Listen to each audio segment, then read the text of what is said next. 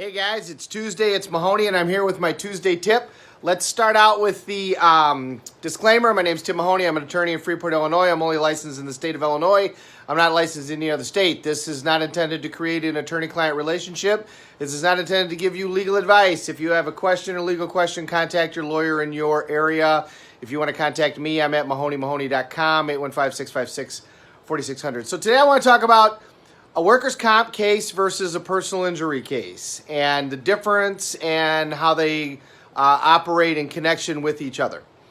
So a workers' comp case is if you are in the scope of employment and you are injured, then the company that you work for has to compensate you. First of all, they have to pay for your medical bills. They have to pay you part of what you make during the period of time that you can't work if you can't work. Or they have to make reasonable accommodations in order to try to make it so that you can stay working. And then if there is a permanency to your injury, then they have to pay you for that permanency. So the system was created to actually try to reduce costs for employers, because if employees got injured, then they would sue the employer. And so rather than having a long protracted lawsuit, the system was created where there wasn't an issue of whether or not the employee was at fault or the employer was at fault. There was simply and then the idea was that you were going to get, because there was no issue of fault, then you would get paid less. And it would keep your job and all these types of things. The system has been brought under a lot of criticism, and I think honestly, I think it's a strained system at this point. I don't think it works super good for either the employees or for the employers. But how the system works, you get injured, the employer has a liaison typically that goes with you, and they get to pick your doctor, and they get to pick the evaluations that are done. They come with you to each appointment to see how you're doing. If you can't work, you get this stuff called TTD, temporary total disability, which means you get a percentage of your income while you can't work. And then once you go back to work, then they do an evaluation as to how much of your body you lost. It's called percentage of a man. So obviously this statute was written some time ago. But, did you lose 3% or 7% or 8% of the total use of your body? And then that percentage equals a number of weeks, and your weeks are based upon your rate of pay. So if your injury counts as 20% of your body, and that counts as, 200 weeks, which I don't know if those numbers have anything to do with anything, then you would take your average rate of pay times 200 weeks, and that's the amount of money that you get.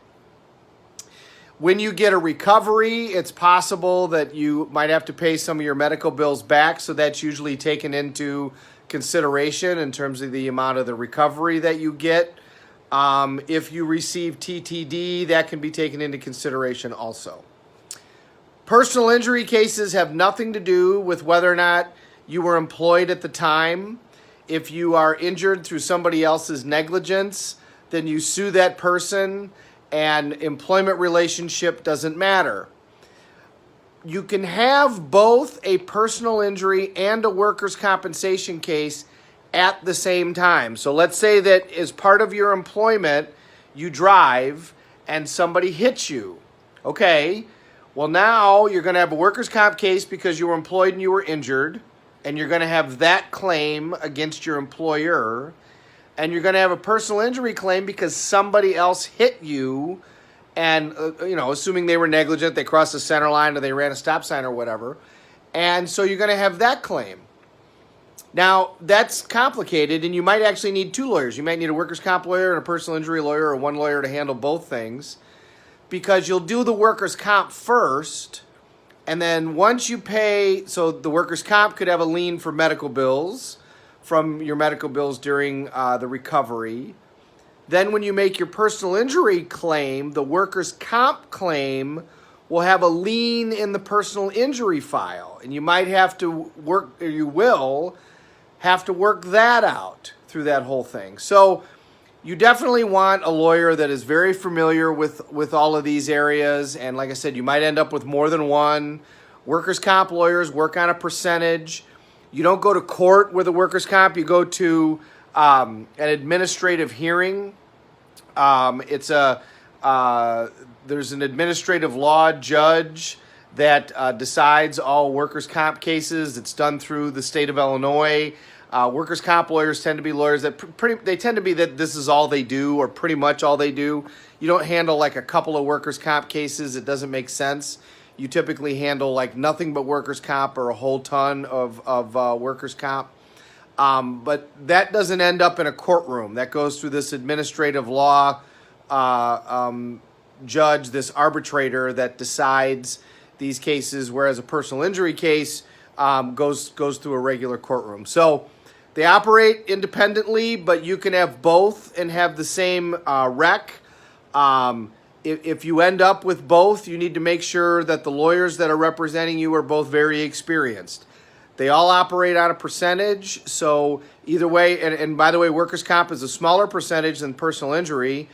So if you have a personal injury attorney and then a workers' comp attorney, it's not going to cost you any more because you're going to end up with the same percentages either way.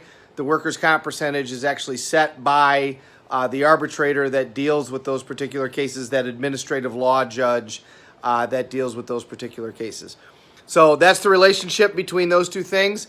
Next time I talk about this topic, I'm going to talk about respondeat superior theory, which is an employer is responsible for an employee's negligent conduct while in the scope of employment, and why that is. And also we'll talk a little bit about what is the scope of employment, because that's a big deal. That happens a lot with workers' comp. Are you in or not in the scope of your employment? And that happens with what's called respondeat superior theory of liability 2, which is employer-employee liability. We'll do that one next time. Hope you guys are having a great Tuesday, and I hope you enjoy the tip, and I'll see you next time.